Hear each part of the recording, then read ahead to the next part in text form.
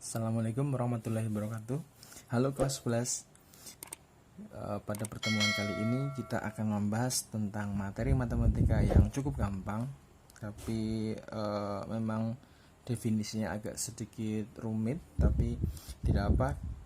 Kita akan mencoba untuk menerangkan definisi tentang turunan atau diferensial gitu ya. Oke. Langsung saja ya. Jadi turunan itu definisinya merupakan sebenarnya adalah gradien garis singgung ya. Teman-teman pasti tahu ya garis singgung itu apa. Garis singgung itu adalah garis yang menyinggung gitu ya. Jadi kalau namanya garis singgung kurva itu berarti memotong kurva di satu titik. Kalau misal memotong kurva di dua titik itu namanya garis potong gitu ya. Nah, sekarang di sini sudah saya sajikan kurva y sama dengan fx ya. Dengan sudah saya sediakan juga dua titik potong ya.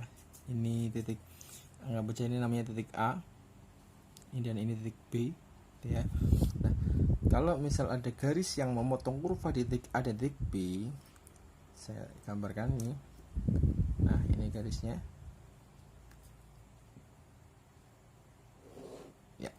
Berarti ini garis L berarti adalah garis potong kurva gitu ya. Nah, bagaimana bisa menjadi garis potong garis singgung ya. Berarti garisnya akan kita geser nantinya ya. Tapi sebelumnya kita beri nama dulu definisi nama dulu titiknya ya. Titik A ini adalah, kalau misal di sini kita kasih nama X ya, maka di bagian Y karena Y sama dengan fx berarti di sini Y-nya adalah fx. Oke ya, tinggal dimasukkan saja. Nah, kalau di sini ada jarak ya, jaraknya misalkan h ya, h itu adalah konstanta ya, maka di sini titik ini berarti adalah x ditambah h gitu ya. Jadi x ditambah h. Karena ini x plus h, maka bagian y-nya ini adalah f x plus h. Tinggal dimasukkan saja x-nya ini diganti x plus h. Karena ini adalah fungsi x ya. Nah, seperti itu. Jadi kita sudah tahu titik A itu siapa dan titik B itu siapa. Oke. Kita kasih nama di sini. Berarti titik A itu adalah x, fx. Ya. Jadi absisnya x, ordinatnya fx gitu ya. Nah, sementara titik B itu adalah x plus h, fx plus h gitu ya. Jadi ini absisnya, ini ordinat. Oke. Jadi kita sudah tahu ada dua titik di sini dan ada garis potong yang menyinggung. Ada garis potong menyinggung. Ada garis potong yang memotong kurva gitu ya melalui dua titik, yaitu titik A dan titik B. Nah, sekarang kita cari gradiennya. Nah, masih ingat cara mencari gradien? Ya. Kalau misal ada garis dan diketahui dua titik yang melewati garis itu, yang dilewati garis itu, maka untuk cari gradiennya adalah M sama dengan Y2 min Y1 per X2 min X1 gitu ya. Jadi ini adalah rumus gradien yang melewati dua titik. Oke, berarti karena garis ini melewati titik A dan titik B, di mana titik A absisnya X, ordinatnya fx, dan titik B itu absisnya X plus H, ordinatnya fx plus H ya, maka ini kita bisa simbolkan ini absisnya yang pertama adalah x1 karena absis pertama, ordinat pertama kita kasih y1, di sini absis kedua x2, ordinat kedua y2 ya. Jadi kita tinggal masukkan ke sini ya.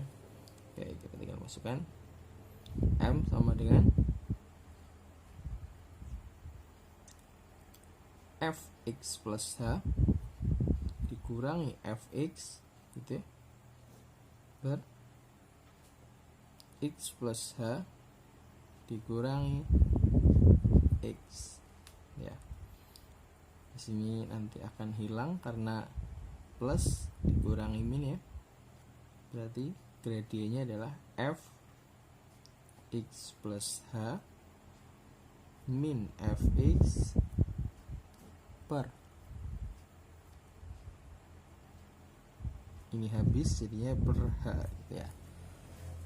Jadi kita sudah tahu gradien garis potong ini adalah seperti ini, fx plus h min fx per h, seperti itu ya. Jelas ya.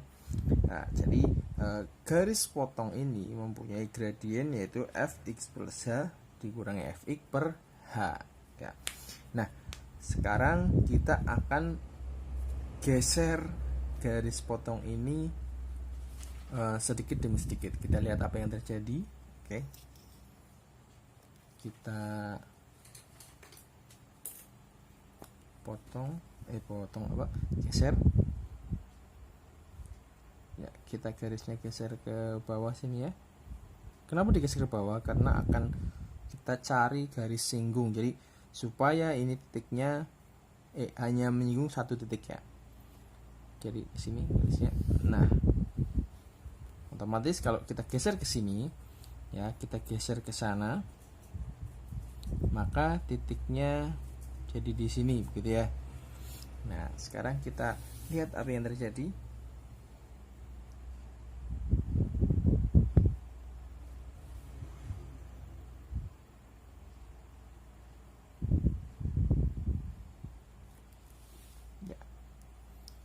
Jarak H yang semula dari sini sampai sini tinggal dari sini ke sini gitu ya. Nah, kita lihat lagi apakah yang terjadi kalau kita geser lagi garisnya.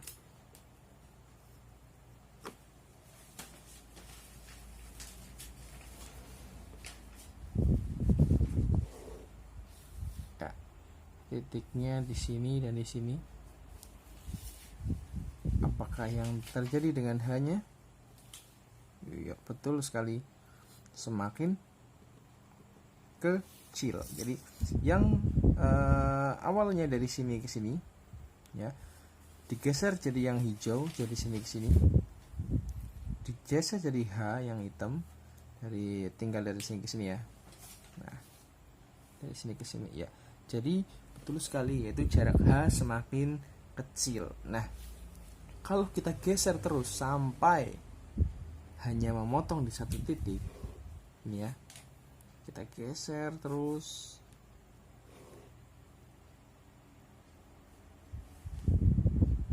nah kita geser terus sampai garis ini memotong hanya pada satu titik, yaitu titik ini ya.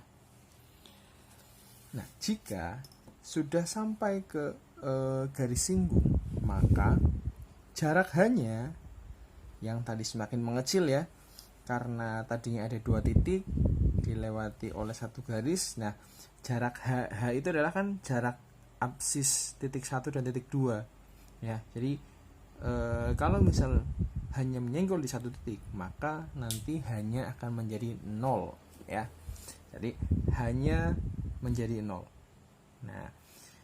Nah, ketika hanya menjadi 0 itu atau mendekati 0, maka dia adalah gradien garis singgung ya. Jadi ini gradien garis ini ya, ketika hanya menjadi 0, maka dia akan menjadi gradien garis singgung.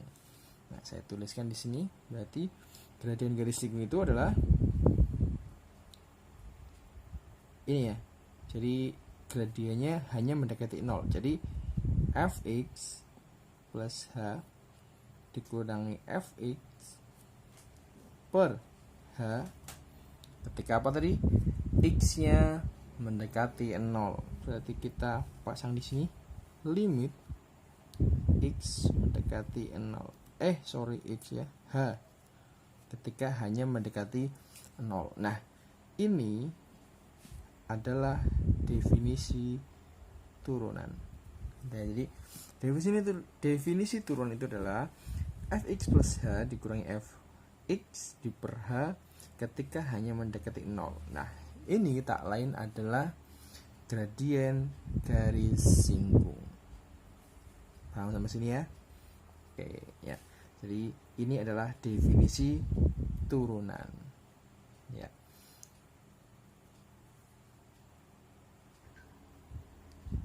Oke, kita akan gunakan sekarang definisi turunan ini untuk mencari turunan suatu fungsi.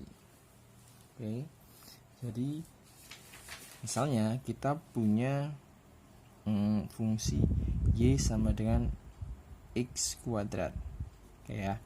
Nah, kita akan belajar untuk mencari diferensial atau turunan fungsi ini menggunakan definisi turunan ya. Oke. Tadi kita tulis lagi definisi turunan itu adalah